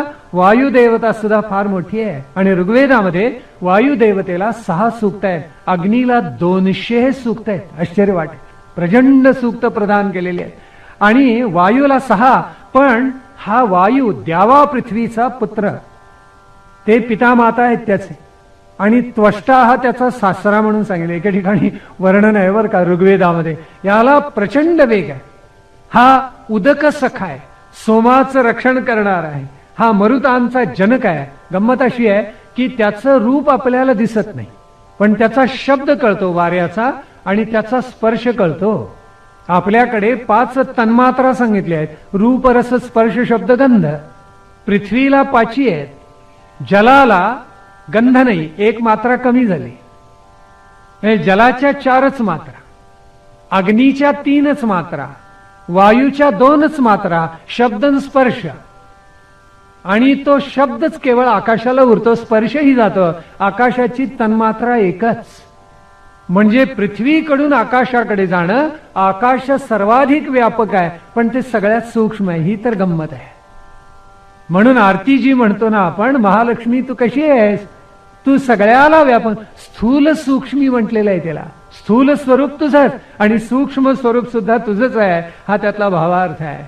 शिवाय आपल्याकडे परंपरेमध्ये हनुमान, भीम हे वायूचे अवतार मानलेले आहेत. किंबहुना द्वैत तत्वज्ञान ज्यांनी निर्माण केलं, संप्रदाय निर्माण केला, ते मध्वाचार्य हे सुद्धा वायूचेच अंश मानले गेलेले आहेत. हनुमंत पहिला, भीम दुसरा आणि मध्व तिसरे मानले गेलेले आहेत. तेव्हा वायू देवता थोर आहेच आहे. धनम सूर्यो, सूर्य ही ऋषीप्रिय देवता आहे. सूर्य ज्या दिवशी उगवायचा थांबेल त्यावेळी प्रलय झाला म्हणून समजा, आणि तो प्रलय जवळ आलाय असं शास्त्रज्ञ म्हणतात. घाबरू नका, इतक्या लवकर तो होणार नाहीये. अजून सहस्रावधी, लक्षावधी, कोट्यवधी वर्ष जातील, त्याशिवाय काही प्रलय होणार नाही. ही सृष्टी तोपर्यंत नाश पावणार नाहीये. पण या ऋषीप्रिय देवतेची अनेक सुंदर सूक्त मग सवित्र रूपामध्ये आहेत, उषा रूपामध्ये आहेत आणि इतकी सुंदर लिहिलेली आहे. ऋग्वेदामधली सूर्य देवतेला उद्देशून लिहिलेली पराकोटी, त्याला देवाचं मुखच म्हटलेलं आहे. वरुण मित्रांचा तो जणू काही नेत्र आहे, तो स्थावर जंगमाचा आत्मा आहे म्हटलंय. हृदरोग असो, कावीळ असो, याच्यासारखे रोग दूर करण्याचं सामर्थ्य सूर्यामध्ये, रुद्रामध्ये त्याचा उल्लेख केलाय. रुद्र म्हणत असतील त्यांना माहिती आहे. हा सूर्य सुद्धा श्रेष्ठ देव म्हणून आमच्या सगळ्या ऋषीजनांनी त्याची प्रार्थना केली. पुढे वसू म्हणून सांगितलेलं आहे. आपल्याकडे ज्या 33 कोटी देवता आहेत त्याच्यामध्ये अष्टवसू आहेत.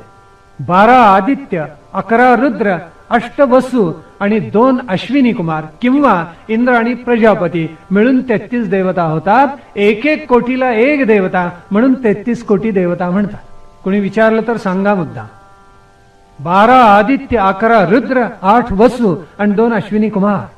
त्याच्यामध्ये ध्रुव आहे, त्याच्यामध्ये घोर आहे, त्याच्यामध्ये सोम आहे, त्याच्यामध्ये आप आहे, त्याच्यामध्ये नल आहे, त्याच्यामध्ये अनिल आहे, त्याच्यामध्ये प्रत्युष आहे आणि प्रभास आहे. असे अष्टवसू आपल्याकडे परंपरेने सांगितलेले आहेत.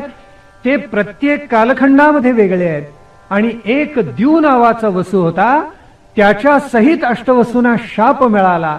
ते पृथ्वीतलावर आले, त्यातले 7 गंगेनं जलसमाधी देऊन त्यांना मुक्त केलं. एक द्यू नावाचा मागे राहिला, तेच भीष्म. शाप मिळाला म्हणून त्यांना एकाने कोणीतरी उत्तरदायित्व घेतलं, मी दीर्घकाल पृथ्वीवर राहीन, ते द्यू आहे. पुढे सांगितलं धनमिंद्र, इंद्राचं तर वर्णन काय करावं. वैदिक सर्वश्रेष्ठ देवता म्हणून 250 सूक्तांनी इंद्राचा गौरव गायलाय. मागे आपण ते पाहिले. पुढे सांगितलं बृहस्पती, ही बृहतीचा जो पती तो बृहस्पती. बृहती म्हणजे वाणी, तेव्हा चतुर्विध वाणीचा जो अधिपती आहे त्याला बृहस्पती म्हणून देवांचा तो गुरु मानलेला आहे. 4 वाणीवर त्याचं प्रभुत्व आहे. किंबहुना वैखरी, मध्यमा, पश्यंती, परा त्यांनीच प्रगट केलेले आहेत. बृहतीचा तो अधिपती आहे. पुढे सांगितलं धनम वरुण, हा वरुण नीतिमत्तेची, सदाचाराची देवता आहे. अन्यायी जनांना पाशामध्ये बांधून तो शिक्षा करणारा देव आहे.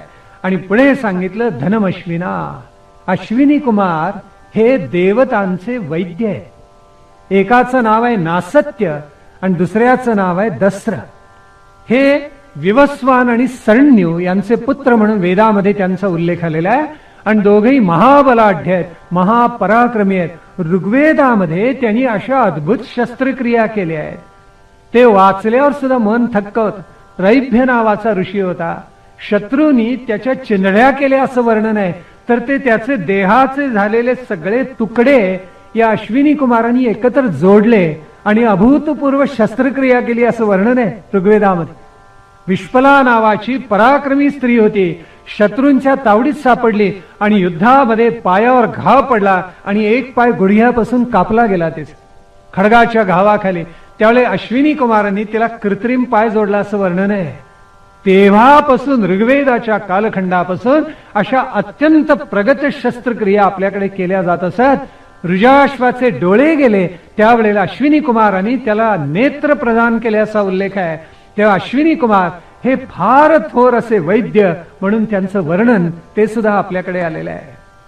पुढे हे सगळे देव अनुकूल असावेत असं तर म्हटलेलं आहे, पण त्याच्या पुढे जाऊन म्हणतात वैनतेय सोमम पिबतु वृत्रहा सोमम धनस्य सोमीनो मह्यम ददातु सोमिनः. सोमाला वैदिक कालखंडामध्ये फार महत्व आहे आणि सोमाचे दोन प्रकार आपल्याकडे सांगितलेत. एक सोम म्हणजे प्रत्यक्ष देवता स्वरूप पूजली गेलेली आणि दुसरी वनस्पती आहे.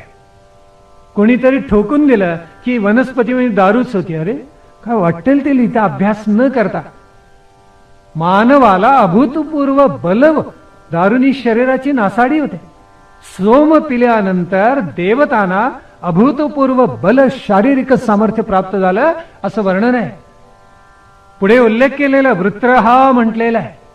वृत्रहा म्हणजे वृत्राचा शत्रू तो इंद्र. त्यांनी वृत्रासुराचा वध करताना सोमप्राशन केला असं वर्णन केलेलं आहे. किंबहुना यज्ञामध्ये देवतांना जे हवी दिले जात असत, या हवीमध्ये सर्वश्रेष्ठ कोण हविर्द्रव्यात तर तो सोमच आहे असं ऋग्वेदामध्ये वर्णन आलेलं आहे. या सोमाला अनेक पदार्थात मिसळलं जात असे. खरं संशोधनाला प्रचंड वाव आहे. आपल्याला आश्चर्य वाटेल, तो पाण्यामध्ये मिसळला जात असे. पाण्यामध्ये मिसळलेल्या सोमाला अप्तुर अशी संज्ञा ऋग्वेदामध्ये आलेली. दुधामध्ये हा सोम मिसळला की त्याला गवाशीर म्हणत असत. दधी म्हणजे दही, दह्यामध्ये तो मिसळला की त्याला दध्याशीर म्हणत असत. यवात मिसळला की यवाशीर म्हणत असत. मधात मिसळला की मध्वाशीर म्हणत असत. आणि त्याची चव वेगवेगळी त्या त्या पदार्थामध्ये मिसळले गेल्यामुळे लागत असे. सोमाचं वर्णन ऋग्वेदाच्या 9व्या मंडलामध्ये केलेलं आहे. आणि इंद्र, अग्नी यांच्या नंतर सोम देवता जवळजवळ 119 सूक्त या सोमाला दिलेली आहेत. तर ते औषध स्वरूप सोम मला प्राप्त व्हावा, त्या ऋत्विजानी मला द्यावा, त्यातून समृद्धी, सौख्य, बलाढ्य शरीर मला मिळावं. आमच्या ऋषीजनांची प्रार्थना आहे की 100 दारं असलेलं घर परमेश्वरा मला दे. एवढं प्रचंड वास्तू मला प्राप्त, म्हणजे भौतिकतेमध्ये किती खोलवर अवगाहन आमचे ऋषीजन करतात त्याचं ते उदाहरण आहे. तेव्हा सोमानी मला वैनते म्हणजे गरुड, त्यांनी तो प्राशन करावं असं एक प्रार्थनेचं सुंदर रूप या चतुर्विध महर्षींनी मांडलेलं आहे. पुढे म्हणतात असं जर या सगळ्या देवतांची कृपा जर झाली तर मग मला कोणतं फळ मिळेल? न क्रोधो न च मात्सर्यम न लोभो न अशुभामतीही भवन्ति कृत पुण्यानाम भक्तानाम श्री सूक्त जापिनाम. केवढा सुंदर अर्थ आहे. हे सगळं देवतांचं ऐश्वर्य मला प्राप्त झालं. महालक्ष्मी तुझी कृपा, तुझा आशीर्वाद मला मिळाला, तुझा प्रसाद मला प्राप्त झाला. मग पूर्व पुण्यही असलेल्या भक्तांनी श्री सूक्ताचा सदैव पाठच करावा असं ऋषी सांगतात. का? या पठणानं आणि लक्ष्मीच्या आराधनेनं क्रोध जातो, मत्सर जातो, लोभ जातो, दुर्बुद्धी, अशुभामती म्हणजे दुर्बुद्धी सगळी नाहीशी होते. थोडक्यात सगळे अवगुण जातात. समर्थ रामदासांनी कोणते ग्रंथ वाचावेत सांगितले? जेणे परमार्थ वाढे, अंगी अनुताप चढे, भजन क्रिया आवडे, त्या नाव ग्रंथ. पुढे सांगितले अवगुण पालटती. ज्याच्यामुळे दुर्गुण जातात, अवगुण पालटतात, असेच स्तोत्र सूक्त आपण वाचावीत, पठण करावीत आणि त्याचा भावार्थांतकरणामध्ये धारण करावा. मत्सर जावा, क्रोध जावा, आत्मगौरव वाढावा, दुर्बुद्धीची जागा सुबुद्धीने घ्यावी. म्हणून जगदंबेची, या लक्ष्मीची आराधना नित्य करावी. अवगुण पालटून जातात, आपण ते टाकावे. हे जगदंबे, हे आदिशक्ती, हे महालक्ष्मी, तू कमल निवासिनी आहे, सरसिजनिलये, सरोज हस्ते, हातामध्ये कमळ धारण केलेले आहेस. तू शुभ्र वस्त्रधारी आहेस, गळ्यामध्ये सुंदर माळा धारण केलेली आहेस. गंध पुष्पाच्या माळानी तू विष्णूला अत्यंत प्रिय झालेली आहेस. भगवती हरिवल्लभेन पुन्हा मनोज्ञ म्हटलेलं आहे. सगळ्यांचं मन जाणणारी, भक्तांचं मनोगत जाणणारी अशी तू अलौकिक, त्रैलोक्याला ईश्वरी संपन्न करणारी आहेस. म्हणून तुझ्या ठाई षड्गुण आहेत. कोणते? आयिका, यशस्वी, औदार्य, ज्ञान वैराग्य ऐश्वर्य अशा षड्गुणांनी तू संपन्न झालेली आहेस. तू हरिवल्लभ आहेस, तूच भगवती आहेस. तू काय कर, प्रसीद मह्यम. त्रिभुवन भूतिकारी म्हटलेलं आहे. प्रसीद मह्यम, माझ्यावर प्रसन्न हो आणि माझ्या ठाई निरंतर राहा. कुठे राहायला आवडतं महालक्ष्मीला? जिथे क्रोध नाही, जिथे काम नाही, जिथे मत्सर भाव नाही, जिथे लोभाची दुष्टता नाही, जिथे दुर्बुद्धी नाही, तिथे महालक्ष्मी सानंद निवास करत असते. म्हणून गृहस्थाश्रमाचं लक्षण सांगितलं. त्यात पहिल्यांदा म्हटले सानंदम सदनम सुताश्च सुधिया कांता न दुर्भाषिणी किंवा मृदुर्भाषिणी. मग सन्मित्रम सधनम स्वयोषिती रतिः आज्ञा परासेवकाः आतिथ्यम शिवपूजनम प्रतिदिनम मिष्टान्नपानम गृहे साधो संगमुपासते हि सततम धन्य गृहस्थाश्रमः. असा करावा. पण करत असताना राष्ट्राचा प्रपंच करायला आपण कधी विसरू नये. माणसानी आपला प्रपंच करावा, पण राष्ट्राच्या प्रपंचाकडे कधी दुर्लक्ष करू नये. आपला आत्मगौरव विसरू नये आणि सत्व तर कधीही विसरू नये. म्हणून भक्त म्हणतात अनन्यता आहे, माते शरणागती आहे. हे सगळे दुर्गुण जावेत म्हणून प्रार्थनाही केलेली आहे. पण जगदंबे मनुष्य स्खलनशील असत. काही प्रमाद असतील, काही चुकाई घडल्या असतील, जाणता असतील, अजाणता असतील, हेतू परस्पर असतील, हे हेतूपूर्वक घडलेले असतील, म्हणून क्षमा मागितलेली आहे. मत्सर क्रोध नसावा हे भक्तिसूत्रात नारदानीही मागितलेले आहे. आता आम्ही भक्तीची व्याख्या करतो. नारद सांगतात सात्वस्मिन परम प्रेम रूपा अमृत स्वरूपाच यल्लब्ध्वा पुमान सिद्धो भवती तृप्तो भवती. पुढे म्हटले न किंचित वांछती न द्वेष्टी न रमते. म्हणजे द्वेष जातो, मत्सर जातो, सगळं जातो. पण हे जावं, शेवटी मानव आहे. जगदंबे कळत न कळत अपराध झाला असेल म्हणून क्षमा प्रार्थना केली. विष्णुपत्नीम क्षमाम देवी माधवीम माधव प्रियाम. हे विष्णुपत्नी, माधवाला अत्यंत तू प्रिय आहेस. माधव शब्दाचाच अर्थ लक्ष्मीपती आहे. मा म्हणजे लक्ष्मी आणि धव म्हणजे तिचा पती, म्हणजे तो लक्ष्मीपती विष्णू असाच त्याचा आहे. त्या माधवाला तू अत्यंत प्रिय आहे. लक्ष्मीम प्रिय सखीम देवीम नमामि अच्युत वल्लभाम. अच्युत, ज्याला कधी चळ नाही, ढळ नाही, जो च्युत होत नाही, ज्याचं कधी पतन होत नाही, तो अच्युत असा त्याचा अर्थ आहे. म्हणून त्याला अत्यंत प्रिय असलेल्या हे महालक्ष्मी, मी तुझी क्षमा मागतो. म्हणून पूजेच्या शेवटी म्हणतात ना, आवाहनम न जानामि न जानामि तवार्चनम पूजां चैव न जानामि क्षम्यताम परमेश्वर. परमेश्वरी म्हटलं तरी अर्थ. म्हणून आग्रहाने म्हणतं ही पूजा मला करता येत नाही, तुझं रूप मला उलगडत नाही. मोडकी तोडकी यथामती यथाशक्ती पूजा केली, पण जगदंबे महालक्ष्मी मला क्षमा कर. केवढा विनम्र भाव हे ऋषीजन प्रगट करतात. मन आश्चर्याने थक्क होतं. आणि म्हणून पुढे सांगता करण्यापूर्वी जगदंबेला म्हणतायत तू स्वयंप्रकाशी आहे. तुझे हे रूप माझ्या चित्तामध्ये राहू दे. माझे तुला अनंत नमस्कार. तुझी कृपा माझ्यावर नित्य असावी. म्हणून महालक्ष्मी गायत्री आळवलेली आहे या ऋषीजनांनी. महालक्ष्मीचे विद्महे विष्णुपत्नीचे धीमहि तन्नो लक्ष्मी प्रचोदयात. आपल्या सर्व देवतांची गायत्री आहे. त्याच्यामध्येही महालक्ष्मीची आहे की हे महालक्ष्मी, तुझं विराट विश्वरूप मी जाणतो. ते मी जाणून विद्महे जाणणं आहे. हे जाणणं आत्मज्ञानाशिवाय शक्य नाही. जाणणं म्हणजे पुस्तकं वाचणं नव्हे, ती शास्त्र प्रचितीही लागते, नंतर गुरुप्रचिती लागते आणि शेवटी आत्मप्रचिती यावी लागते. विद्महे ही आत्मप्रचिती आहे, लक्षात ठेवा. ती शास्त्र किंवा गुरुप्रचिती नाही. आत्मप्रचिती पण येण्यासाठी शास्त्रप्रचिती गुरुप्रचिती हा सोपान आहे, पायऱ्या आहेत प्रारंभीच्या. पण महालक्ष्मीची विद्महे ही आत्मप्रचिती आहे. ते जाणणं आत्मप्रचितीच आहे, आत्मज्ञानाचं आहे, ब्रह्मविद्येचं आहे. विष्णुपत्नीचे धीमहि त्या विष्णू पत्नीचं आम्ही ध्यान करतो. पण कसं करतो? निरंतर, अखंड, अभ्यासयुक्त, वैराग्ययुक्त, दीर्घकाल केलेलं, कधी खंड न पडणार शाश्वत ध्यान आम्ही करतो. तन्नो लक्ष्मी प्रचोदयात. ती जगदंबा महालक्ष्मी प्रचोदयात म्हणजे आमच्या मनामध्ये, आमच्या बुद्धीमध्ये विकसित हो. तिची प्रेरणा आमच्या बुद्धीला लाभो. आमची बुद्धी सद्बुद्धी हो. राष्ट्राच्या उभारणीचं चिंतन आमच्या बुद्धीत सदैव राहो.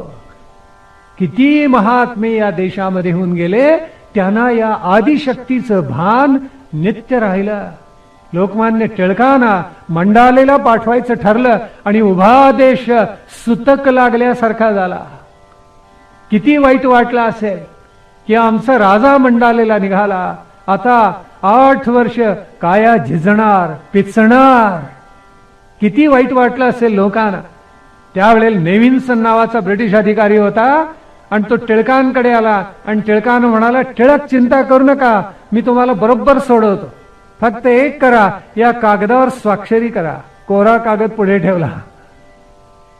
टिळकांनी उत्तर दिले, असा राष्ट्रद्रोह मी कदापि करणार नाही. मंडालेला मृत्यू आला तरी चालेल, पण देशाच्या प्रती असा द्रोह करायचा विचार सुद्धा माझ्या मनात येणार नाही. मग स्वाक्षरी करायचं लांब राहिलं. कशामुळे हे बळ प्राप्त होतं? आज माणसं विकली जातात.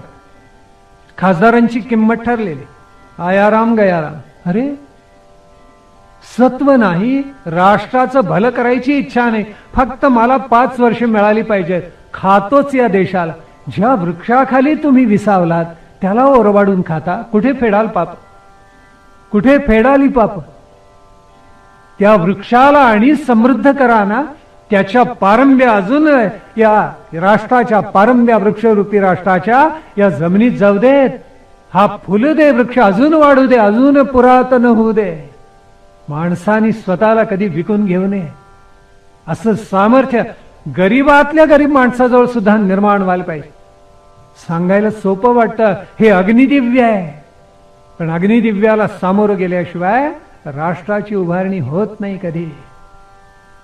लिंगो भगवान नावाचा ब्रिटिशांचा प्रतिनिधी आला. नाव भगवान, नाव तरी बदलायचं. किती निर्लज्ज असेल. आणि या आपल्या स्वराज्याचे शेवटचे सेनापती कोण? बापू गोखले. त्यांना म्हणाला, तुमची किंमत सांगा. अट एकच, तलवार म्यान राहील, लढायचं नाही. बापू गोखलेंनी सांगितलं, दूत आहेस म्हणून अवध्य आहेस, मारत नाही तुला. जा आणि ज्यांच्याकडून निरोप आणलास त्यांना सांग, असा स्वामीद्रोह, असा राष्ट्रद्रोह मी कदापि करणार नाही. आदिशक्तीचं रूप जाणून घ्यायचं, तिचं निरंतर अनुसंधान ठेवायचं, तिचं ध्यान करायचं. त्या जगदंबेची प्रेरणा आपल्या बुद्धीला, आपल्या मनाला, चित्ताला द्यायची. ती यापेक्षा वेगळी काय असते मला सांगा? यांना आदिशक्ती कळली, यांना परमात्मा कळला, यांना परब्रह्म कळला. सत्व ठेवले, सत्व जागवलेले आहे. या त्यागाला, या बुद्धीला, या राष्ट्रभक्तीला कोणतीही सीमारेषा नाही आहे. म्हणून हे ऋषीजन म्हणतायत, अशी राष्ट्रभक्ती, अशी जगदंबे तुझी भक्ती आम्हाला लाभू देत. आनंद कर्दम श्रीद चिकलित इति विश्रुता.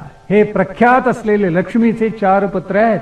आपण पाहिलं, आनंद म्हणजे ब्रह्मानंद, कर्दम म्हणजे कमलस्वरूप, त्याचे 2-4 अर्थ ऐश्वर्य, हेही पाहिलं. श्रीद म्हणजे कुबेर, कारण तो धनाचा अधिपती. आणि चिकलित म्हणजे महालक्ष्मी, ही परंपरेनं पिढ्यानपिढ्या राहिली. कशी राहावी? चिकलित म्हणजे टवटवीत राहावी. चिकलित म्हणजे टवटवीतपणा आहे, ताजगी. म्हणून आपल्याकडे सांगितलेलं आहे कि जीवन का मतलब है 2 पैसे कमाना. जीवन का मतलब है 2 पैसे कमाना. 1 पैसा गेहूं के लिए, 1 कमल के लिए. का बरं सांगितलं? जीवन का मतलब है 2 पैसे कमाना, 1 गेहूं के लिए, 1 कमल के लिए. गेहूं जीवन जीने के लिए, कमल जीवन समझने के लिए. केवढा सुंदर भावार्थ एखादा कवी त्याच्यामध्ये प्रगट करून जातो. हा टवटवीतपणा आम्ही जर शहाणे निघालो, राष्ट्रभक्त निघालो, माझ्यापेक्षा कुटुंब मोठं, कुटुंबापेक्षा आमचा समाज मोठा, त्याच्यापेक्षा राष्ट्र मोठं, ही जाणीव चित्तात बुद्धीत सदैव राहिली तर टवटवीतपणा राहील, नाही तर नाश पाहू. हिंदूंनी एकत्र व्हावं, बलाढ्य राष्ट्र निर्माण करावं, संघटित व्हावं, ती ताकद जगाला दिसावी, असे डोहाळे प्रत्येकाला लागले पाहिजे, असं स्वप्न प्रत्येकाने पाहिले पाहिजे. म्हणून हे सगळेजण सांगतात, ऋषेश्च श्रिया पुत्राः श्रीर्देवीर देवता मताः. या श्री सुक्ताचे हे प्रथम उद्गाते आहेत. या ऋषींनी या लक्ष्मीसह माझ्यावर सदैव कृपा करावी, असं या फलश्रुतीमध्ये मागणं मागितलेलं आहे. कारण त्यांच्या माध्यमातूनच महालक्ष्मी माझ्याकडे येणार आहे आणि स्थिरावणार आहे. ती एकदा स्थिरावली की काय होईल ते 12व्या ऋचेत सांगितलेलं आहे. ऋण रोगादिदारिद्र्यं पापश्च अपमृत्यत्वः अपमृत्यवः भय शोक मनस्तापा नश्यंतु मम सर्वदा. मम म्हणजे राष्ट्राच, मी म्हणजे राष्ट्र, हा भाव या श्री सूक्तामध्ये वारंवार प्रकट केलेला आहे. कर्ज नको, कर्जापोटी राष्ट्र गहाण पडायला नको, रोग नको, आधी नको, व्याधी नको, दारिद्र्य नको, पाप अपमृत्यू नको, भीती नको, शोक नको, मानसिक पीडा नको. महालक्ष्मीच्या कृपेनं हे सगळं जावं असं म्हटलेलं आहे.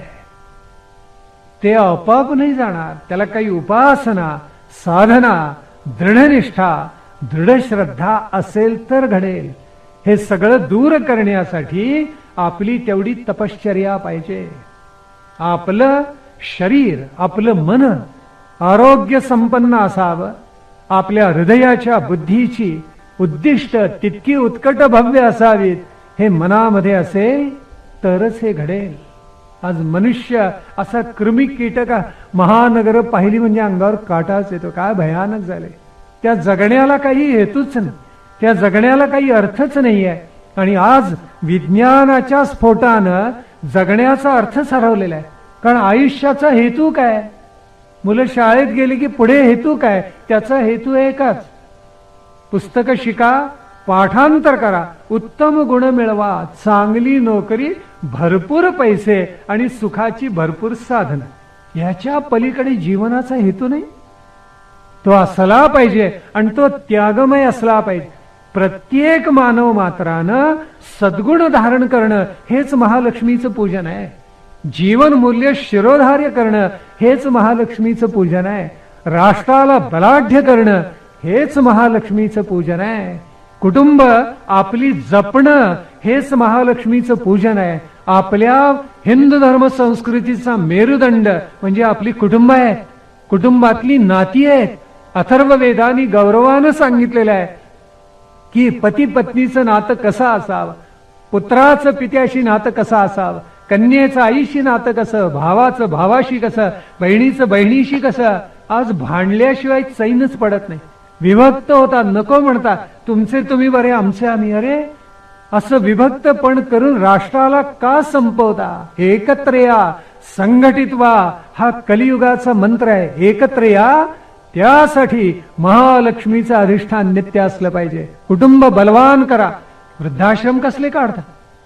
वृद्धाश्रम आई वडिलांना सांभाळता येत नाही. मनाशी केवढं नवल वाटतं. आई वडिलांनी ज्यांनी जन्म दिला, वाढवलं, मग ही तर अनंत मातांची माता आहे. जन्मदात्री माता, दुसरी मातृभूमी आणि तिसरी जगन्माता आहे. या प्रत्येक मातेचं पूजनच आपल्या धर्मसंस्कृतीने सांगितलेलं आहे. लांब टाकू नका, जिव्हाळ्याने सांभाळा आणि वृद्धांनीही प्रेम करा पुढल्या पिढ्यावर. आग्रहाने म्हणा. काही वेळेला तारुण्य उद्धट असतं, फटकन बोलून जातात. पुत्र असो कन्या असो, ओठापुरता रागवा, पोटातून राग धरू नका. समजावून सांगा, म्हणा माझं तुझ्यावर प्रेमच आहे, त्याला मी काय करू? तुला अथाडलंच तरी माझं तुझ्यावर प्रेमच आहे. आईच्या काळीत सुद्धा बोललं ना. काय सुंदर कथा लिहून ठेवलेली आहे. काळीच घेऊन निघाला आणि ठेचकाळून पडला म्हणे. त्या काळजातूनही शब्द उमटले, बाळा तुला लागलं नाही ना? कुपुत्रो जायेत क्वचिदपि कुमाता कदापि न भवती. मग कुमाता जर होत नसेल तर अनंत सुमाताना जी प्रसवते त्या महालक्ष्मीचं वैभव काय असेल, ती किती कृपावंत असेल, तिचा वरप्रसाद तुम्हा मला किती शुभाशीर्वाद देणारा असेल. ती जगज्जननी तुमची आमची परीक्षा पाहते आणि म्हणते शहाणे व्हा, संघटित व्हा, धर्मसंस्कृतीचा गौरव वाढवा. हिंदू धर्मसंस्कृतीची भावनाच विजिगिषूपणाची उत्कट आहे, श्रेष्ठ आहे, ती जागवा. म्हणून शेवटच्या 13व्या त्या ऋषीमध्ये म्हटलेलं आहे, श्री वर्चस्वमायुष्यम आरोग्यम आविधात शोभमानम मही. सगळं मागून टाकले. धनधान्यम पशुम बहुपुत्रलाभ शतसंवत्सरम दीर्घमायु. सुंदर सांगून टाकले. सगळं प्राप्त हो हे लक्ष्मीपते, हे महालक्ष्मी, हे महाविष्णू. आम्ही तुझी उपासना नित्य करतो, करणारच. अनन्य शरणागतीनं करो. विपुल धन दे, संघर्षामध्ये विजय दे, वर्चस्व दे, उत्तमातलं उत्तम आरोग्य दे, ऐश्वर्य दे, सुपुत्र दे, सद्गुणी संतती दे, मित्र दे, दीर्घ आयुष्य दे. हीच तुझ्या चरणावर माझी प्रार्थना आहे. केवढं मागून घेतलेलं आहे. पण मागणं मागण्यासाठी प्रत्येक मानवानी अगोदर सत्पात्र व्हावं लागतं. देवतेकडे मागितलं तर ते वाया जातं. केव्हा आपल्यात काहीही पात्रता नाहीये आणि दे की ग जगदंबे, देतो तुला एक नारळ. कशी देईल जगदंबा? जगदंबा म्हणते तुझा अंतर्यामी किती जीवन मूल्यन सद्गुण वर्धिष्णू झाले सांग. किती निर्मळ झालात तुम्ही सांगा. किती चांगले झालात, किती व्यापक विचार करायला शिंकलात, किती तुम्ही चरित्र संपन्न झाला, चारित्र्य किती वर्धिष्णू झालं ते सांगा. मला काही द्यायचं गरज नाही. तुम्ही काय देवीला देणार? अनंत ब्रह्मांड जी प्रसवते तिला आपण काय देणार? ही महालक्ष्मी इतकी कृपामयी आहे. तिला करुणा सांद्र म्हटले. तो शब्द इतका आवडतो मला. ही जगदंबा, ही माता करुणा सांद्र आहे, कृपामयी. तिचं हृदय करुणेनं पाझरतं आणि म्हणून तुमच्या आमच्यावर ती नित्य कृपा करणारी आहे. ती कृपा तुम्हा आम्हाला लाभो. हिंदू धर्म संस्कृती पुन्हा विजिगिषू व्हावं. भौतिकते बरोबर परलोकाचं श्रेयसाचं अधिष्ठान तुमच्या आमच्या मनामध्ये नित्य राहावं. हे सगळं मागणं मागत असताना देश हाच देव आहे असा विचार तुमच्या आमच्या मनामध्ये नित्य राहो. हेच मागणं जगदंबेकडे मागायचं. मला तर नित्य वाटतं आमच्या आदित्य प्रतिष्ठानच्या प्रार्थनेमध्येच आहे की मानवानं सगळे रंग टाकावेत, एक रंग धारण करावं, पांडुरंग बस. आणि सगळे संघ टाकावेत, एक संघ धरावा, सत्संग. परमात्मा आणि आदिशक्ती भिन्नता नाहीच आहे. शिवशक्ती समन्वय आहे. हे मागणं आपण मागूया आणि म्हणूया आम्हाला कृतार्थकार. आमच्या चरित्रातून हे राष्ट्र बलवान होऊ दे. सुभाषचंद्र बोस जपानमध्ये गेलेले होते आणि एक कारखाना पाहिला. 25,000 कामगार काम करत होते. एकाने ढुंकून पाहिलं नाही त्यांच्याकडे. त्यांना आश्चर्य वाटलं आणि व्यवस्थापकाला म्हणाले चहा पान करताना की मी तसा फार मोठा नाही पण भारताचं प्रतिनिधित्व करतोय, एकाही कामगारांनी माझ्याकडे पाहू नये. त्या व्यवस्थापकाने सांगितलं प्रत्येक कामगारांनी तुमच्याकडे 1 मिनिट पाहायचं ठरवलं असतं, आमच्या राष्ट्राची 25,000 मिनिटं वाया गेली असती.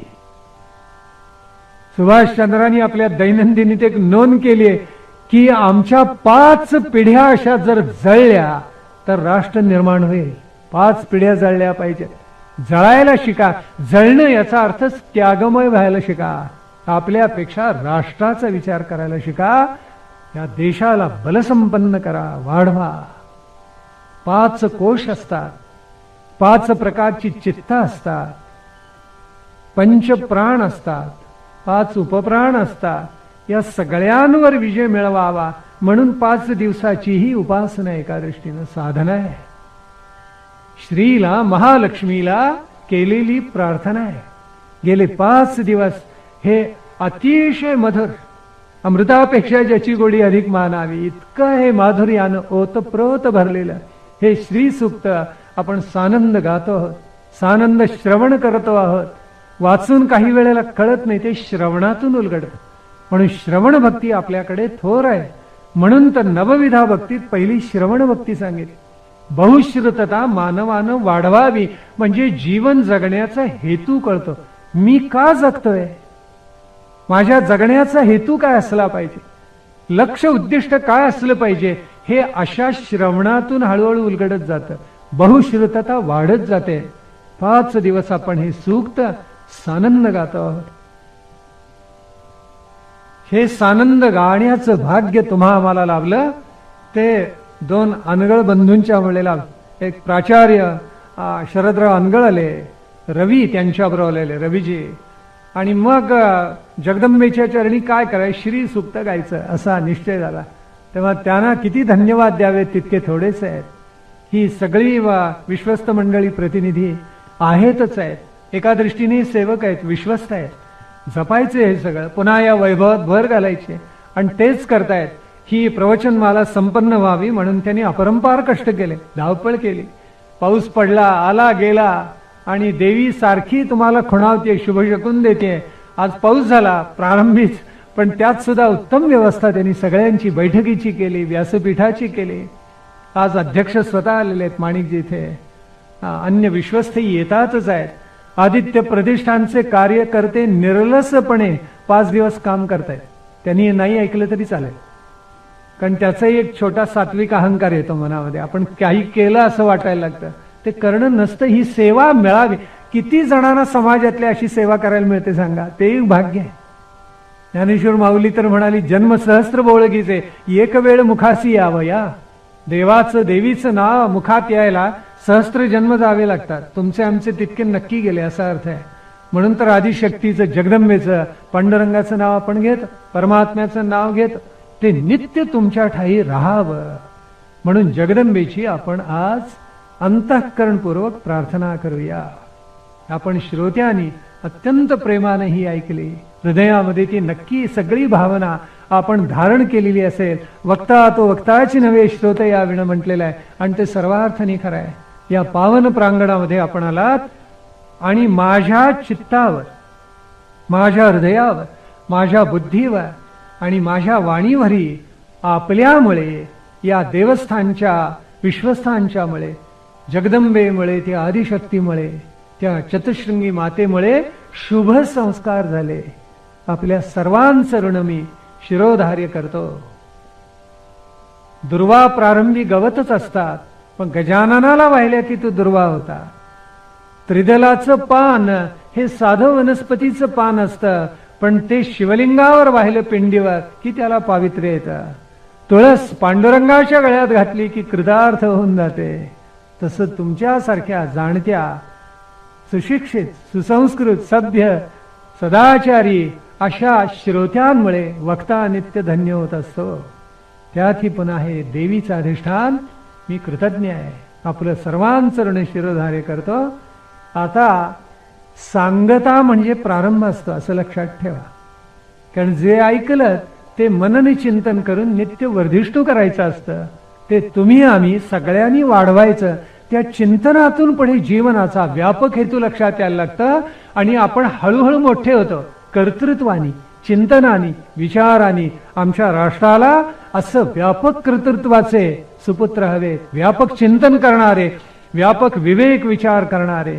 ते या श्री सुक्ताच्या फलश्रुतीतून का होईना निर्माण व्हावेत, अशी प्रार्थना आदिशक्ती चतुशृंगी मातेला आज करूया. यानंतर महालक्ष्मीची आरती गाऊया, दुर्गेची आरती गाऊया. तिच्या चरणाशी निर्मळ भावनेनं आपली शरणागती प्रदान करूया, आणि मगच काही काल विरमूया. श्री महालक्ष्मी माता की जय.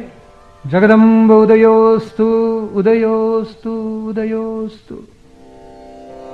जय देवी जय महालक्ष्मी. वससी व्यापक रूपे तू स्थूल सूक्ष्मी.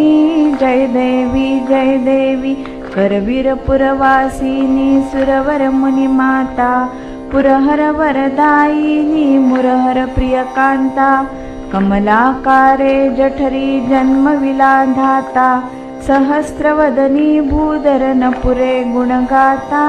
जय देवी मातुलिंग गदा खेटकर विकिरणी. झळके हाटक वाटी पियुष रस पाणी माणिक रसना सुरंग वसना मृगनयनी शशिकर वदना राजसमदनाची जननी जय देवी ताराशक्ती अगम्या शिवभजका गौरी सांख्य म्हणती प्रकृती निर्गुण निर्धारी गायत्री निज बीजा निगमागम सारी प्रगटे पद्मावती निज धर्माचारी जय देवी अमृत भरिते सरिते अघदुरिते वारी मारी दुर्घट असुरा भव दुस्तर तारी वारी माया पटल प्रणमत परिवारी हे रूप चिद्रूप दावी निर्धारी जय देवी चतुरानने कुष्ठित कर्माच्या ओळी लिहिल्या असतील माते माझे निज भाळी पुसोनी चरणातळी पदसुमने क्षाळी मुक्तेश्वर नागर क्षीरसागर बाळी जय देवी जय महालक्ष्मी वससी व्यापक रूपे तू स्थूल सूक्ष्मी जय देवी दुर्गे दुर्गट भारी तुझ विण संसारी अनाथ नाथे अंबे करुणा विस्तारी वारी जन्म मरणाते वारी हारी पडलो आता संकट निवारी जय देवी महिषासुरमथनी सुरवर ईश्वर वरदे तारक संजीवनी जय देवी त्रिभुवनी भुवनी पाता तुझ ऐसे नाही चारी श्रमले परंतु न बोलवे काही साही विवाद करिता पडले प्रवाही ते तू भक्ता लागी नावसी नवलाही जय देवी महिषासुरमथनी सुरवर ईश्वर वरदे तारक संजीवनी जय देवी